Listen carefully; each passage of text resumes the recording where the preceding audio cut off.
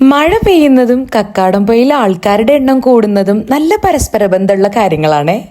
അതുകൊണ്ട് തന്നെ ദേ ഈ കാണുന്ന തിരക്ക് എപ്പോ പോയാലും നമുക്ക് കാണാൻ പറ്റും.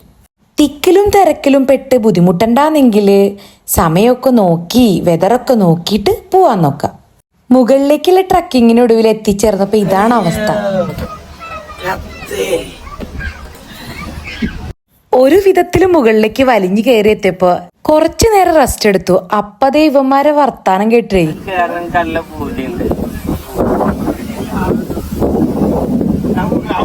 ഇതുകൂടാതെ അതിന്റെ ഒപ്പോസിറ്റുള്ള മലയിൽ കൂടെ അവന്മാർക്ക് കയറണമെന്ന്.